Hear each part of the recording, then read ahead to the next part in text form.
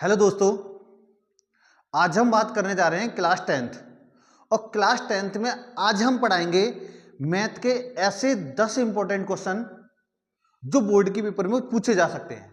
ठीक है, जैसे क्लास टेंथ मैथ और कितने क्वेश्चन 10 इंपॉर्टेंट क्वेश्चन, उनका हम सॉल्यूशन भी देंगे, प्रत्येक क्वेश्चन का आंसर। ठीक है, जैसे हम शुरुआत करते हैं। सबसे पहला क्वेश्चन क्या कर रहा है,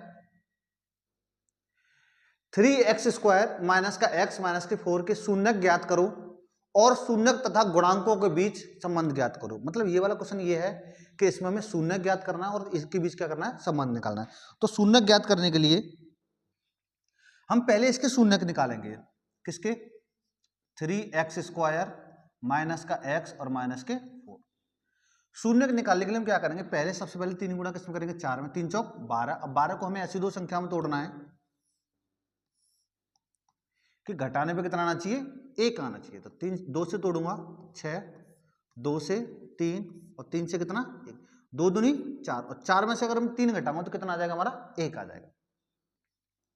3x² माइनस का 4x माइनस का 3x और माइनस का कितना 4। अब इनके हमें गुणनखंड मतलब इनको तोड़ना है। 3 गुणा x माइनस 4 गुणा x माइनस माइनस प्लस 3 गुणा x और माइनस का कितना 4। अब देखो यहां से हमारे पास कॉमन क्या है, यहां से हमें ऐसा लग रहा है इन दोनों में से कॉमन है x। जब मैं x कॉमन लूंगा तो यहां क्या बचेगा, 3x माइनस का 4। इन दोनों में क्या सेम है, यहां पर कोई भी संख्या सेम नहीं है। जब कोई भी संख्या सेम नहीं होती तो वहां पर कितना मान लेते हैं, 1 मान लेते हैं। तो यहां पर क्या होगा, 3x माइनस 4। ठीक है, अब देखो, अब मेरे पास दो पद आ गए, एक पद ये हो गया, एक पद ये हो गया। अब इन दोनों में मुझे देखना है कि इन दोनों में सेम संख्या कौन सी है। तो सेम संख्या क्या है इसमें 3x माइनस 4, 3x माइनस 4, ये दोनों सेम हो गया। दूसरे में क्या बचेगा, x प्लस 1 और यहां बराबर में क्या कर लूंगा मैं, 0, क्योंकि यहां से मुझे क्या करने हैं, शून्यक निकालने। शून्यक का मतलब होता है हमारे x के मान। शून्यक निकालने के लिए इसको भी 0 के बराबर रख देंगे और इसको भी 0 के बराबर रखेंगे। क्या होगा, 3x माइनस के 4 बराबर 0, माइनस का उधर जाके प्लस का 3x बराबर 4 और 3 का बन जाएगा नीचे 4/3। एक x का मान ये आ गया। दूसरा क्या है, x प्लस 1 बराबर 0, प्लस का उधर जाके माइनस का, एक x का मान आ जाएगा ये। x के हमारे पास दो मान आ गए। दो मान कौन कौन से, एक तो x का मान आया हमारे पास 1 माइनस का 1 और एक आया x का मान 4/3। ये जो x के मान है इनको हम क्या बोलते हैं, शून्यक बोलते हैं भाई। क्या बोलते हैं इनको, शून्यक। तो ये हमारे शून्यक हो गए। अब कह रहा बाद में शून्यक तथा गुणांकों के बीच जांच करो। क्या करना है, हमें इसकी जांच करनी। तो जांच करने के लिए हमें क्या करना होता है, मुझे मूलों का योग निकालना है और मूलों का क्या निकालना है, गुणनफल। तो 3x² माइनस का x माइनस का 4 में हम क्या करेंगे, ax² plus bx plus c से हम क्या करेंगे, तुलना। मैं इससे तुलना करूंगा। तुलना करने के बाद यहां से a का, b का और c का मान आ जाएगा। तो यहां पर मैं देखूंगा तो a का मान कितना आएगा हमारे पास 3, b का मान कितना आएगा माइनस का 1 और c का मान कितना आ जाएगा माइनस का 4। a b c का आ गया। अब मुझे करनी है जांच। जांच करने के लिए पहला दो टाइप से होगी जांच। पहले हम निकालेंगे मूलों का योग। मूलों का योग फॉर्मूला क्या होता है, माइनस का b/a। मूलों का योग, मूल हमारे पास क्या थे, मूल या शून्यक, मूल ये दोनों, इनको मुझे जोड़ना है। किस किस को, 4/3 प्लस दूसरा क्या है माइनस का 1 बराबर, माइनस ये ऑलरेडी है। b का मान हमारे पास कितना आया है, माइनस का 1/a का मान कितना है 3। इसका एलसीएम लेंगे, लासा कितना आएगा इसका 3। तो 4 प्लस 3 एकम 3 प्लस माइनस क्या हो जाएगा, ये माइनस हो जाएगा हमारा 4 माइनस 3 बराबर माइनस माइनस प्लस 1/3 और यहां पर भी कितना आ गया 1/3 बराबर 1/3। ये हमारा क्या आ गया, मूलों का योग। जांच में हमारे दोनों क्या है, एलसीएम और एचसीएफ बराबर आए। ऐसे हमें क्या करना है, सॉरी एलएचएस और आरएचएस। दूसरा पार्ट क्या है, मूलों का गुणनफल। मूलों का गुणनफल, मूलों के गुणनफल का फॉर्मूला क्या होता है? C/A। और गुणनफल का मतलब होता है गुणा करना। गुणनफल का मतलब क्या होता है? गुणा करना। तो मुझे इन दोनों की आपस में क्या करनी है? गुणा। किस किस की? 4/3 गुणा माइनस का 1 बराबर C का मान मैंने कितना निकाला था? माइनस का 4/A का मान कितना आया था? 3। यहाँ कितना होगा? प्लस माइनस माइनस माइनस का 4/3 बराबर माइनस का 4/3। इसका मतलब हमारे जो मूल निकाले थे और उसकी हमने जांच करी, वो क्या हमारा क्वेश्चन सही है। ठीक है, अब देखते हैं अगला क्वेश्चन। क्वेश्चन नंबर दूसरा। एक आयताकार बाग जिसकी लंबाई चौड़ाई से 4 मीटर अधिक है।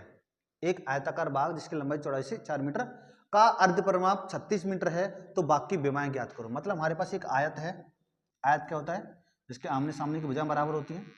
इसे मान लेता हूं मैं लंबाई और इसे क्या मान लेता हूं? चौड़ाई। इसने बोला है एक आयताकार बाग जिसकी लंबाई चौड़ाई से 4 मीटर अधिक है। ना तो मुझे वही लंबाई पता और ना ही मुझे चौड़ाई पता, तो मैं क्या कर लूंगा? माना आयत की लंबाई। आयत की लंबाई में क्या मान सकता हूं? x। तो क्या होगा? आयत की चौड़ाई। आयत की चौड़ाई हमारे पास क्या हो जाएगी? y। सबसे पहले क्या बोला है इसने कि इसकी जो लंबाई है चौड़ाई से 4 मीटर अधिक है। सबसे पहले बोला लंबाई, तो जो बोला वही लिखूंगा। उसकी लंबाई x, चौड़ाई क्या थी? y। लंबाई चौड़ाई से 4 मीटर अधिक है। अधिक के लिए हम क्या लगा देंगे? प्लस। कितना? 4। प्लस का दरा के माइनस का, तो x माइनस वाई बराबर कितना हो जाएगा? 4। समीकरण नंबर कौन सा हो गया? ठीक है, बाद में कह रहा है इसका अर्ध परिमाप। किसका अर्ध परिमाप? आयत का अर्ध परिमाप। ये बताओ पहले आयत का परिमाप क्या होता है? आयत का परिमाप, आयत का परिमाप का फॉर्मूला होता है 2 कोष्टक में लंबाई प्लस क्या? चौड़ाई। लेकिन हमें परिमाप नहीं दिया, हमें क्या दिया है? अर्ध परिमाप। अर्ध का मतलब परिमाप का आधा। ये हमें परिमाप दे रखा है, इसका मैं आधा करूंगा तो यहां से क्या मिटा दूंगा? 2 मिटा दूंगा, तो क्या आ जाएगा? अर्ध परिमाप लंबाई प्लस चौड़ाई। और लंबाई को मैंने क्या माना है? x, और चौड़ाई को क्या माना है? y। तो यहां पर हो जाएगा अर्ध परिमाप x प्लस y, और ये हमें कितना दे रखा है? 36। समीकरण कौन सा हो गया? दूसरा। अब मुझे क्या करना है? मेरे पास दो समीकरण हो गए, x और y का मान निकाला, तो देखो y से y कट जाएगा। x और x कितना आ जाएगा? 2x। 36 और 4 जुड़ कितना हो जाएगा? 40। ये कहाँ बन जाएगा? नीचे x बराबर 40/2। 2 से कितनी बार कटेगा? 20 बार। तो हमारे पास x का मान कितना आ गया? 20। x का मान अभी किसका और निकालना है? y का। तो y का मान निकालने क्या करेंगे? x का मान समीकरण 1 में रखने पर, समीकरण 1 में रखने पर, समीकरण 1 क्या था हमारे पास? हमारे पास था x माइनस वाई बराबर 4। या तो x का मान समीकरण 1 में रख सकता हूं या समीकरण 2 में, किसी में भी रख दो आंसर बिल्कुल सेम आएगा। x का मान 20 रखते हैं, 20 माइनस के वाई बराबर 4, प्लस का उधर जाके माइनस का, तो माइनस का वाई बराबर 4, माइनस का कितना हो जाएगा? 20, माइनस का वाई बराबर माइनस का 16, माइनस से माइनस, तो वाई का मान कितना आ गया? अच्छा ये बताओ, हमारा जो x माना था क्या माना था? लंबाई। तो लंबाई कितनी आ गई? 20 की। और y को क्या माना था? चौड़ाई। चौड़ाई कितनी की आ गई? तो मैं कह सकता हूँ माना मतलब आयत की लंबाई, आयत की लंबाई बराबर कितनी आई हमारे पास? 20, और आयत की चौड़ाई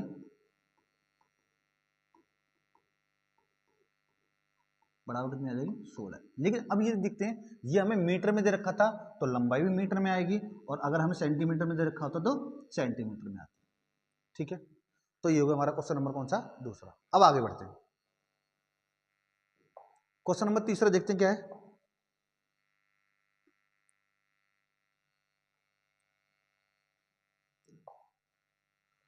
दो अंकों की संख्या के अंकों का योग 9 है। दो अंकों की संख्या के अंकों का योग 9 है। इस संख्या का 9 गुना संख्या के अंकों को पलटने से बनी संख्या का 2 गुना है। तो हमें क्या करना? संख्या ज्ञात करना। तो हमें यह पता होना चाहिए भाई कि दो अंकों की जो संख्या होती है वो किस रूप की होती है। तो हमें पता है, यहां पर हम क्या कर लेंगे, जैसे मान लो दो अंक की संख्या कौन सी होती है? मैंने लिख दिया 55 या 56। ये कितने अंक की है? 2 अंक, जिसमें 6 क्या है हमारा? इकाई का अंक, और 5 क्या हमारा? दहाई का। तो यहां पर हम मान लेते हैं, ना तो हमें इकाई का अंक पता, ना ही हमें दहाई का अंक पता। माना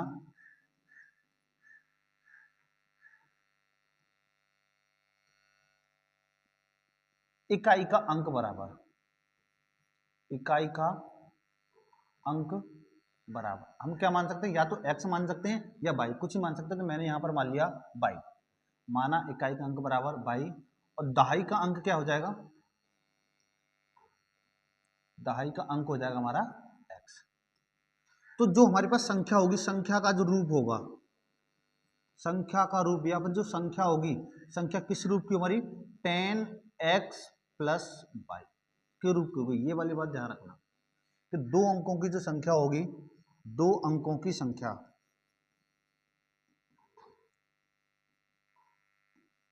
दो अंकों की संख्या का जो रूप होगा क्या होगा, 10x प्लस y। ठीक है, आगे बढ़ते हैं। अब क्या कर रहा है, दो अंकों की संख्या के अंकों का योग 9 है, इसमें एक इकाई का अंक है और एक दहाई का अंक है, इन दोनों को जोड़ूंगा तो कितना आएगा, 9। तो यहाँ पर एक समीकरण बन जाएगा x प्लस वाई बराबर कितना, 9, समीकरण नंबर 1। तो दोनों अंकों का योग था, इसने बोला है इस संख्या का 9 गुना, अभी हमारे पास संख्या ये है, इसका 9 गुना करना है, इसके कितने गुना करना है, 9 गुना। गुना के लिए हम क्या करते हैं, गुणा संख्या के अंकों को, संख्या के अंकों को पलटने से बनी संख्या, इसके अंकों को हमें क्या करना पड़ा, मतलब x की जगह y करना, y की जगह क्या करना है, x करना। तो क्या हो जाएगा 10y प्लस x, बनी संख्या का 2 गुना है, बनी संख्या कितने गुना है, 2 गुना है। तो संख्या ज्ञात करो। अब एक समीकरण यहां से मिलेगा, एक समीकरण यहां से मिल जाएगा, क्या होगा, गुणा करेंगे 90x प्लस 9y बराबर 20y प्लस कितना, 2x, दोनों को इधर ले आओ, 90x माइनस का 2x प्लस का 9y प्लस का इधर आके माइनस का 20y बराबर में क्या होगा, 0। यहाँ से करो 88x plus plus minus minus हो जाएगा, माइनस का 11y बराबर 0। अब मुझे ऐसा लग रहा है इस समीकरण हम 11 का भाग कर सकते हैं, 11 का भाग करेंगे तो समीकरण थोड़ा छोटा सा हो जाएगा हमारा।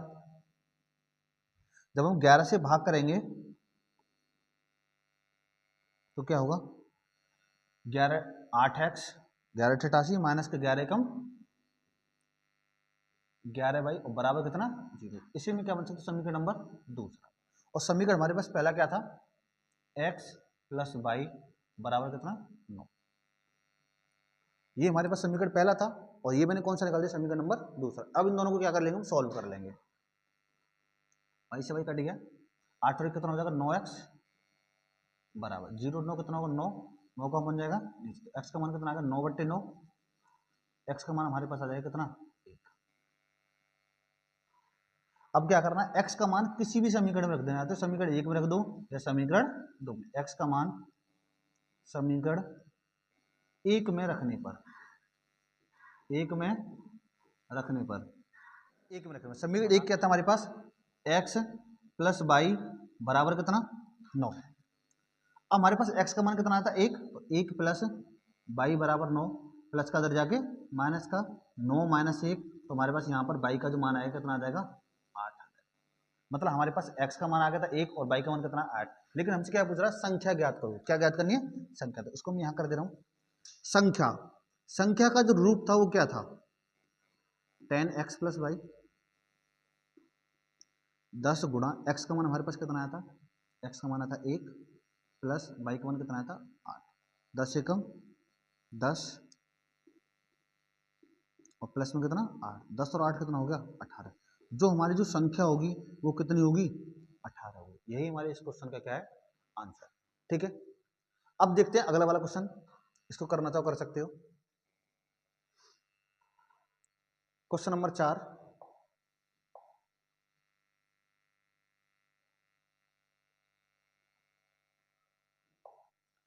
दो क्रमागत धनात्मक पूर्णांक ज्ञात किए जिनके वर्गों का योग 365 है। इंपॉर्टेंट क्वेश्चन ये भी है।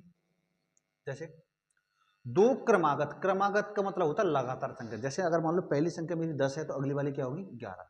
अगर पहली 15 है तो अगली वाली क्या होगी, 16। ये होती क्रमागत। ठीक है, धनात्मक का मतलब होता है प्लस की संख्या, पॉजिटिव संख्या लेनी है हमें। धनात्मक का मतलब, पूर्णांक का मतलब क्या होता है, मतलब धनात्मक पूर्णांक का मतलब होता है प्लस वाली संख्या। ठीक है, तो हम क्या कर देते हैं, हमें नहीं पता यहाँ पर जो संख्या होंगी धनात्मक, जो क्रमागत पूर्णांक होंगी वो कौन कौन सी होंगी। माना पहली संख्या क्योंकि दो संख्या होंगी लगातार, माना पहली संख्या बराबर में अगर मैं उसे x मानता हूं तो यहाँ पर दूसरी संख्या जो होगी उससे आगे वाली होगी। आगे वाली मतलब अगर पहली 5 है तो अगली 6 होगी, मतलब इसमें हम एक जोड़ देंगे तो अगली वाली संख्या कितनी होगी, x+1। ठीक है। अब क्या बोला है, इनके वर्गों का योग, मतलब इन दोनों को मुझे वर्ग करना है, x का स्क्वायर प्लस x+1 का स्क्वायर, मतलब इन दोनों के वर्गों का क्या योग, योग का मतलब प्लस होता है, और बराबर कितना दे रखा हमें 382। ठीक है, अब सॉल्व करते हैं, एक्स स्क्वायर प्लस कितना होगा ए प्लस बी का whole square, A square plus B square plus 2ab, 2ab का मतलब हो जाए 2x बराबर कितना 365। 2x square plus 1 plus 2x, अच्छा इसको हम थोड़ा सा ऐसे सोल्व कर लेते हैं, एक्स 2x स्क्वायर 2x को पहले के लेंगे प्लस 1 माइनस का कितना हो जाएगा 365 बराबर कितना 0। 2x स्क्वायर प्लस का 2x माइनस का 364 बराबर कितना 0। ऐसा लग रहा है इस पूरे समीकरण हम 2 से भाग कर सकते हैं, 2 से क्या कर सकते हैं भाग, कितना होगा x square plus x minus का 2 से भाग करेंगे, 2 एकम 2, 2 अट्ठे 16, 2 दूनी 4 बराबर 0। अब 182 को हमें ऐसी दो संख्या में तोड़ना है कि घटाने पे कितना आना चाहिए, एक आना चाहिए। तो 182 के हमें क्या करने पड़ेंगे, गुणनखंड करने पड़ेंगे। 182 के 2 से तोड़ूंगा, 2 में 18, 2 एकम 2, 2 से नहीं टूटेगा, 3 से नहीं टूटेगा, इससे तोड़ेंगे 7 से, 7 एकम 7, 7 या 21 और 13 से कितनी बार 1 और 7 दूनी 14 में से अगर 13 घटाऊंगा तो कितना आ जाएगा 1 आ जाएगा। एक्स स्क्वायर प्लस पहले में आएगा कितना 14, क्योंकि हमेशा बड़ी संख्या पहले लिखेंगे, माइनस 13x माइनस का 182 बराबर कितना 0। इसको तोड़ो, x गुणा एक्स प्लस 14 गुणा एक्स माइनस 13 गुणा एक्स, और 182 को मैं तोड़ सकता हूँ 13 गुणा 14 और बराबर कितना 0। सॉल्व कर दें, पहले वाले में दोनों में सेम क्या है x, यहाँ से जब मैं x कॉमन लूंगा तो यहाँ पर क्या बचेगा x प्लस 14, इसमें से क्या कॉमन है, माइनस की संख्या है तो माइनस लेंगे कॉमन, माइनस का कितना कॉमन है इसमें से 13, माइनस का 13, जब इसमें से 13 कॉमन आएगा तो यहाँ क्या बचेगा x, जब हम माइनस कॉमन लिया तो प्लस हो जाएगा x प्लस 14, दोनों में सेम है बराबर 0, x प्लस 14, अगला वाला क्या होगा x माइनस 13 और बराबर कितना 0, तो इसको भी 0 के बराबर, इसको भी 0 के बराबर, तो x प्लस 14 बराबर 0, तो x का मान कितना आ जाएगा, यहाँ से एक तो माइनस का 14 हो जाएगा, देख x माइनस 13 बराबर 0, एक हो जाएगा हमारे पास कितना x का मान 13।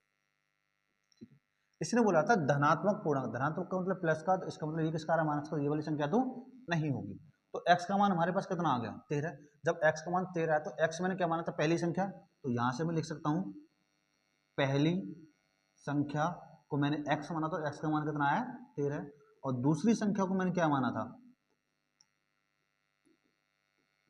x प्लस 1, x का मान 13 और एक कितना हो जाएगा 13 प्लस 1, तो यहाँ पर आ जाएगी हमारी कितनी, यही क्या होगा इस क्वेश्चन का। ठीक है, आगे बढ़ते भाई, question number 5, AP 3 8 13 dot dot dot 253 में अंतिम पद से 20वां पद ज्ञात कीजिए। हमसे पूछ रहा है कि एक हमें श्रेणी दे रखी है, समांतर श्रेणी, जिसमें हमें कितने पद दे रखा है 3 8 13 डॉट डॉट एक लास्ट में पद दे रखा है, अंतिम पद से मतलब ये कह रहा है इधर से हमें 20वां पद निकालना है, 20वां पद क्या होगा, तो हमें इधर से निकालना है, लेकिन हमारे पास जो फॉर्मूला होता है हम निकालते हैं आगे से, 20वां पद 30वां पद 32वां पद कोई सा भी, लेकिन ये उल्टा पूछ रहा है, तो उल्टा पूछ रहा है जिसको मैं क्या करूंगा इस एपी को उल्टा कर लूंगा, जब एपी को उल्टा कर लूंगा तो हमारी जो नई एपी बनेगी, नई जो एपी बनेगी वो क्या बन जाएगी, ये बनेगी 253 कॉमा डॉट डॉट डॉट क्या बनेगा 13 कॉमा 8 कॉमा 3। ऐसा मैंने क्यों किया, क्योंकि ये पूछ रहा है अंतिम पद से, अंतिम पद से मतलब उल्टा पूछ रहा है, तो उल्टे का मतलब मैंने इसको उल्टा कर लिया, अब मैं यहाँ से 20वां पद निकाल दूंगा, कौन सा पद 20वां पद, तो 20वां पद निकालना है तो मेरे पास यहाँ पर आ गया n का मान 20, और यहाँ पर a का मान कितना है, a का मान आ गया मेरे पास 253, ये पहला पद है, और यहाँ से मैं d का मान निकालूंगा, d का मान कैसे निकालते हैं अगले पद में से ये वाला पद घटा देंगे तो क्या होगा 8 - 13, तो डी का मान यहाँ पर हमारे पास कितना आ जाएगा माइनस का, ए का मान है, डी का मान है और एन का मान है। मुझे क्या निकालना है, पद निकालना है, अंतिम पद निकालना। क्या होगा इसका 20वां पद, ए एन बराबर ए प्लस एन माइनस 1 इंटू में क्या डी। ए एन बराबर ए का मान कितना है 253 प्लस एन का मान 20वां पद निकालना है, डी का मान कितना हमारे पास माइनस का 5। ए एन बराबर 253 प्लस, अच्छा प्लस माइनस क्या हो जाएगा माइनस, यहाँ कितना बचा 19 और गुणा कितना 5, 19 पंजे कितना होगा, ए एन बराबर 253 माइनस 19 पंजे 95, 253 में से 95 घटा दो तो ए एन का जो मान आएगा कितना आ जाएगा 113, 5 ये आ जाएगा 8, 158। यही क्या होगा हमारा आंसर होगा। ये कौन सा होगा, अंतिम पद से 20वां पद कितना आएगा 158 आएगा। ठीक है आगे बढ़ते हैं।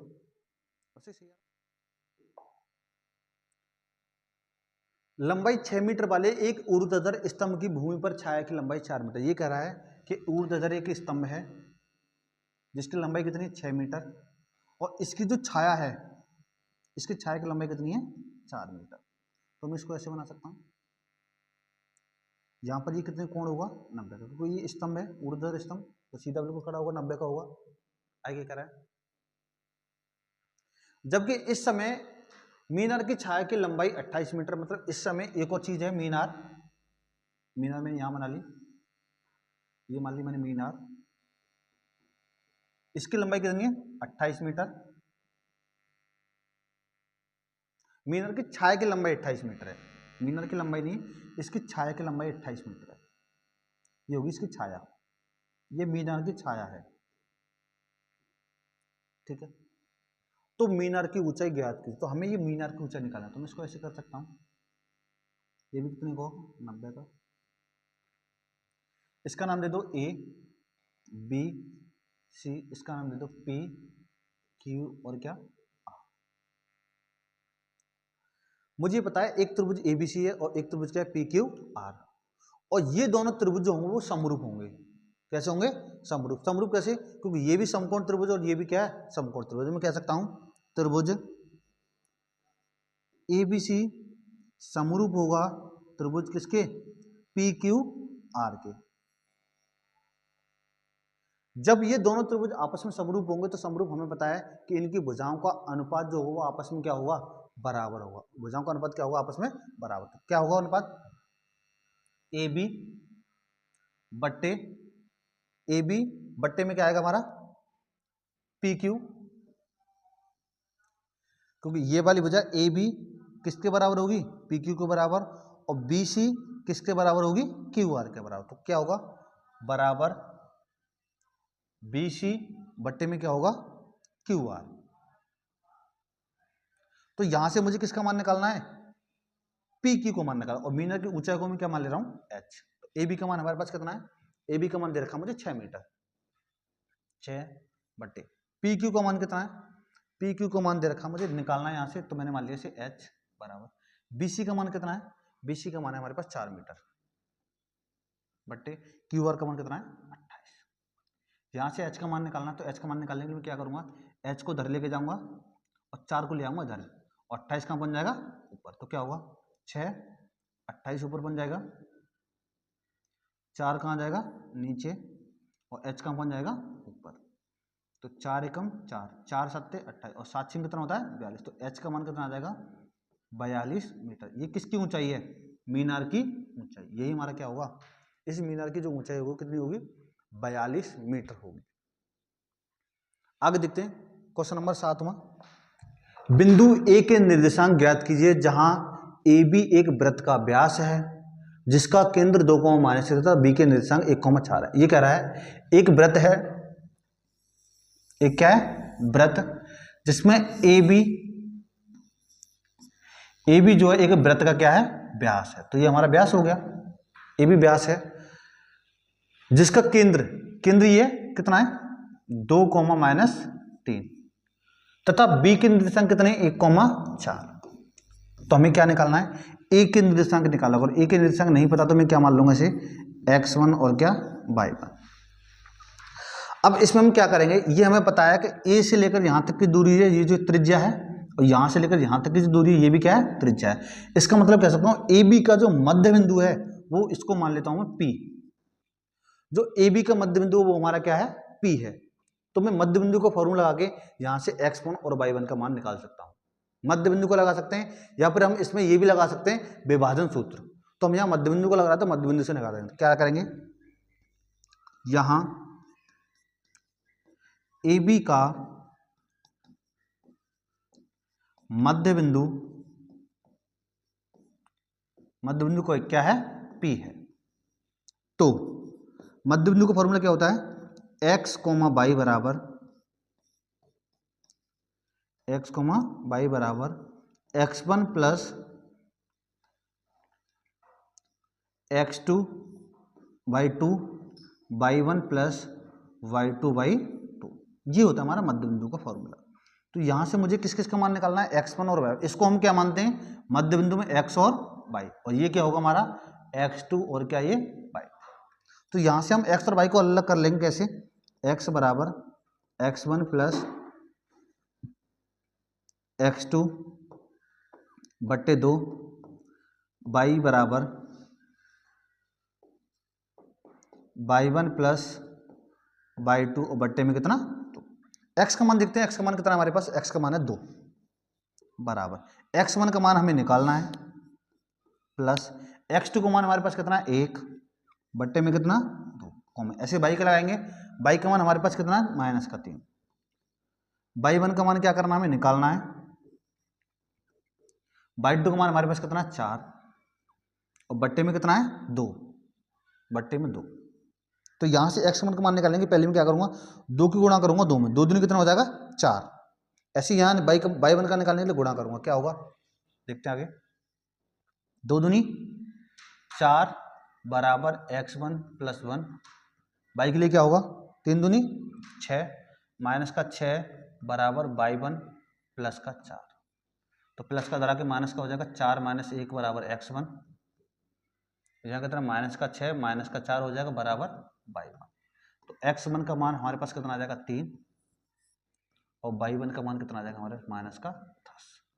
तो हमसे पूछ किस कर रहा था, ए के बिंदु, ए का बिंदु को क्या माना था मैंने x1 y1, और मेरे पास x1 और y1 का मान कितना आ गया 3 माइनस का 10, और यही हमारा इस क्वेश्चन का क्या होगा आंसर होगा। ठीक है, आगे बढ़ते हैं। क्वेश्चन नंबर 8, यदि साइन a माइनस बी बराबर 1/2, कॉस a प्लस बी बराबर 1/2 है तो a और b के मान ज्ञात कीजिए। तो क्या करेंगे हम, पहले मैंने क्वेश्चन लिखा साइन a माइनस बी, जहां ध्यान रखना प्लस से माइनस कर लेना, बराबर 1/2 कॉमा यहाँ क्या दे रखा है कॉस a प्लस बी बराबर कितना 1/2। अब ये हमें देखना है कि साइन में 1/2 किसका मान होता है, और ये हमें पता है साइन में 1/2 जो मान होता है वो होता है साइन 30 का। किसका होता है, साइन 30 का। तो मैं यहां लिख सकता हूं साइन a माइनस बी बराबर कितना आ जाएगा साइन 30, साइन साइन कट जाएगा तो क्या बचेगा यहाँ a माइनस बी बराबर कितना 30। इसको मैं कह सकता हूँ क्या समीकरण नंबर 1। ऐसे मुझे यहाँ करना है, यहाँ मेरे पास साइन था तो मैंने साइन में देखा था 1/2, यहाँ मेरे पास क्या कॉस, तो कॉस को मुझे देखना पड़ेगा कॉस में 1/2 मान किसका होता है, कॉस में होता है 1/2 कॉस 60 का।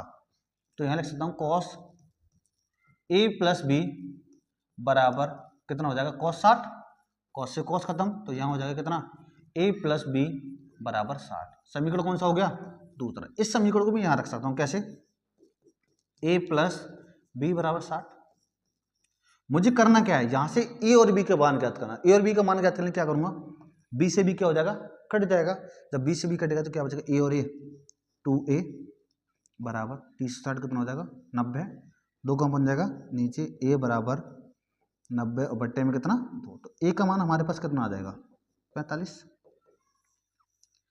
a का मान 45 आएगा। मुझे किसका और निकालना है b का। तो b का मान क्या करेंगे, वही सेम प्रोसेस कि a का मान या तो हम समीकरण 1 में रख सकते हैं या समीकरण 2 में रख सकते हैं। a का मान समीकरण 1 में रखने पर समीकरण एक क्या था हमारा, ये रहा, a माइनस बी बराबर 30, और मैंने किसका मान निकाला था, a का मान कितना 45, माइनस का b बराबर 30, प्लस का उधर जाके माइनस का 30 और माइनस का कितना 45, तो माइनस का b बराबर माइनस का 15, माइनस से माइनस खत्म हो गया, तो b का मान कितना हो गया, तो हमसे यही पूछा था, क्या पूछा था, a और b के मान ज्ञात करो, तो a का मान 45 आ गया और b का मान कितना आ गया 15।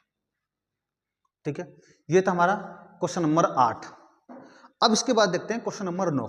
एक बहुमंजिल के शिखर से देखने पर एक मीनार एक 8 मीटर ऊंचे भवन के शिखर और तल के अवरोहण क्रमशः 30 और 45 अंश हैं।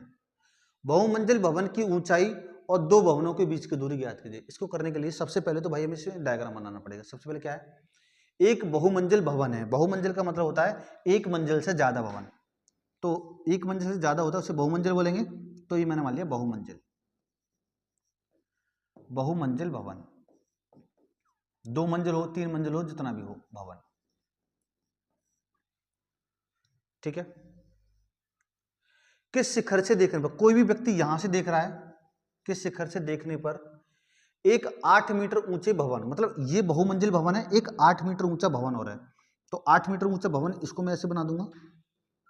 यहां पर जो 8 मीटर ऊंचा भवन होगा, इस भवन को मैं मान लूंगा यहां पर 8 मीटर ऊंचा, ये हो गया हमारा कितना 8 मीटर ऊंचा, और ये क्या है हमारा भवन। आई क्या कह रहा है, 8 मीटर ऊंचे भवन के शिखर और तल के अवरोहण, ये कह रहा है यहां से देखने पर इसके शिखर और इसका तल, इसका शिखर का मतलब हुआ ये वाला, ये शिखर हो गया और ये क्या हो गया तल हो गया। शिखर के अवनमन कोण क्रमशः 30 और 45 अंश है, मतलब इसके जो अवनमन कोण है, अवनमन कोण कहां होता है हमें पता है, अवनमन कोण होता है ये, यहां से हम इसको कैसे करेंगे, तो ये वाला कोण, ये वाला पहले कितने का बोला है 30 का, ये वाला कोण दे रखा है हमें 30 का, और ये वाला कोण कितने का दे रखा है 45 का। ठीक है, तो बहुमंजिल भवन की ऊंचाई दो भवनों के बीच की दूरी ज्ञात करो। तो देखो ये वाला अगर 45 का है तो शीर्षाभिमुख कोण से, सॉरी शीर्षाभिमुख एकांतर अंतर कोण से जब ये 45 का, तो ये वाला कोण भी कितने का होगा हमारा 45। ये 30 का, तो अगर मैं इस लाइन को ऐसे खींच दूंगा, जैसे इसके समांतर एक रेखा, इसके समांतर मैंने ये वाली रेखा खींच दी, जब ये 30 का, तो ये वाला कोण भी हमारा कितने का होगा 30 का।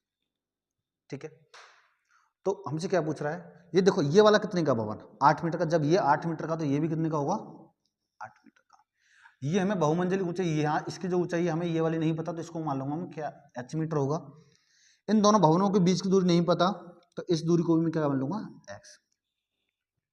इस पूरी का हम नाम डाल देंगे, जैसे a, इसे मान लो b, c, d, और यहां पर क्या e। हमारे निकालना क्या है, बहुमंजिल भवन की, ये क्या कह रहा है बहुमंजिल भवन की ऊंचाई, मतलब ये यहां से लेकर यहां तक निकालें। मुझे ये तो दे रखी है 8 मीटर, मुझे किसका मान और चाहिए h का मान और चाहिए। h का मान निकालने के लिए क्या करेंगे हम, सबसे देखो ये वाला x का, तो ये फिर भी ये भी भुजा मेरी कितने की होगी x की होगी, ये वाली जो दूरी होगी ये भी कितनी की होगी x की। तो सबसे पहले मैं इसमें एक त्रिभुज लेता हूं, त्रिभुज कौन सा ADC, त्रिभुज ADC, ADC से मैं एक x का मान निकाल लूंगा, x और h में एक संबंध आ जाएगा।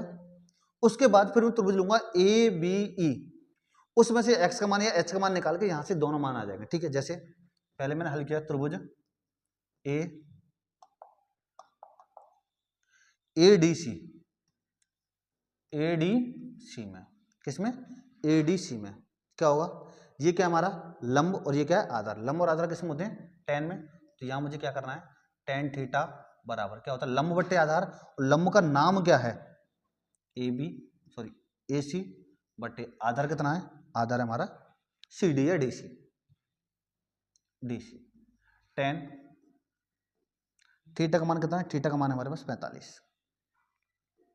45 बराबर AC का मान, यहां से लेकर यहां तक मान कितना, ये 8 है और ये h है, तो इससे जोड़ दूंगा हम कितना 8 प्लस h बट्टे DC का मान कितना, DC का मान है हमारे पास x।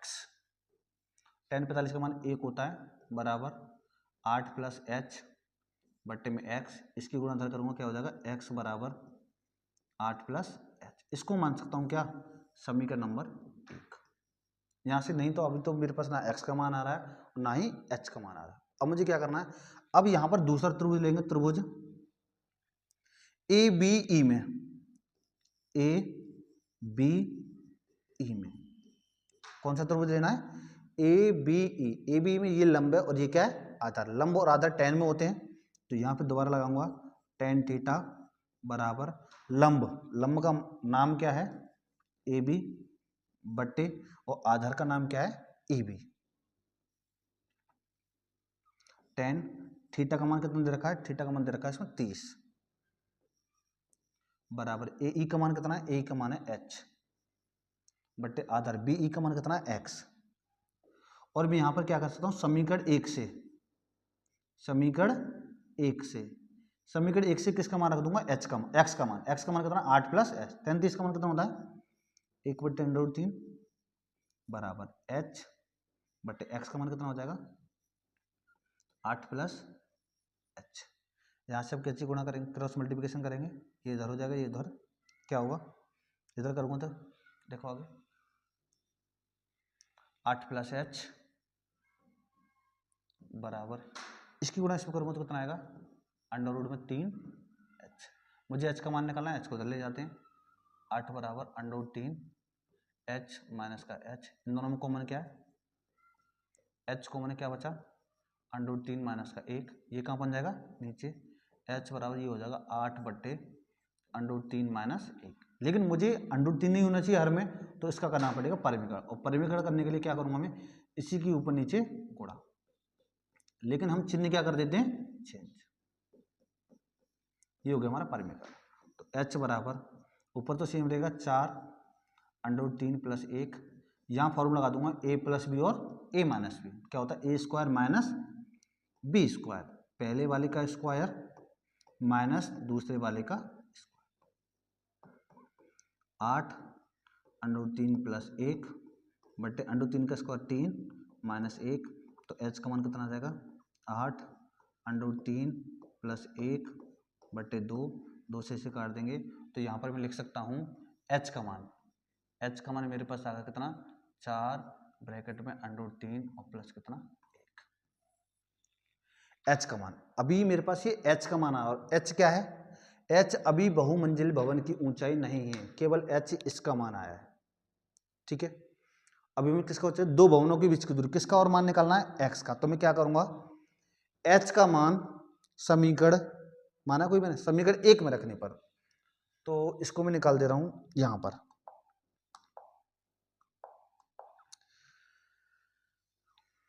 इसको यहां कर दे रहा हूं, क्या करना है h का मान समीकरण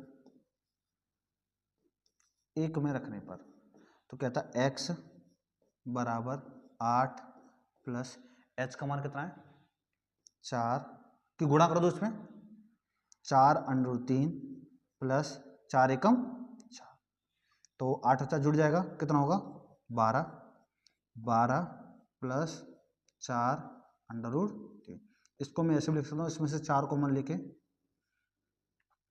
3 प्लस √3, ये किसका मान आ गया x का, और x था क्या हमारा दोनों भवनों के बीच की दूरी, अभी केवल ये x का मान आया, h का अभी हमें निकालना था बहुमंजिल भवन की ऊंचाई, बहुमंजिल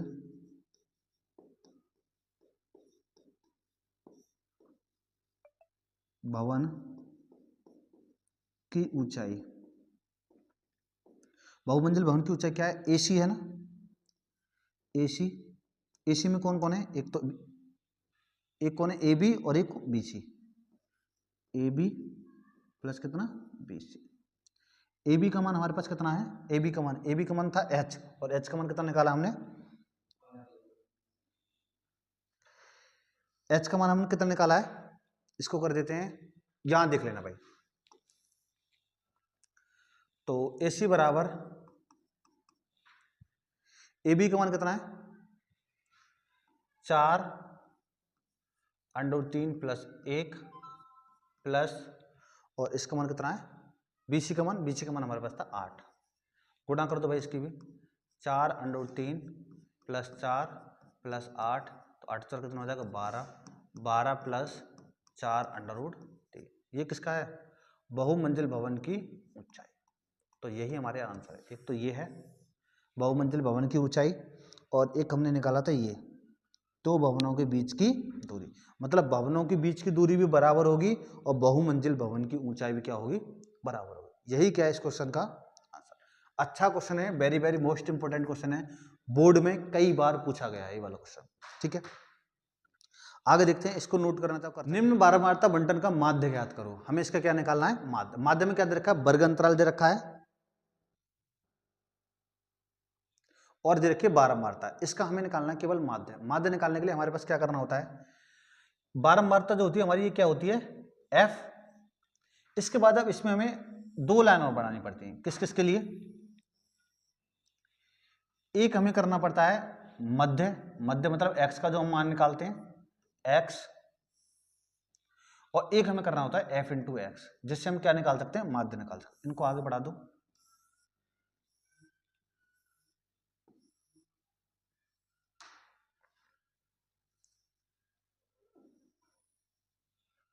ठीक है, तो मध्य निकालेंगे कैसे, इन दोनों को जोड़ के आधा करेंगे। 15 और 25 कितना होता है, 40, 40 का आधा 20।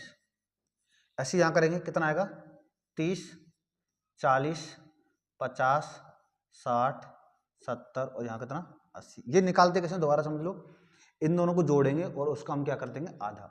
15 और 25 40 होता है, 40 का आधा कितना होता है, 20। 25 और 35 60 होता है, और 60 का आधा कितना होता है, 30।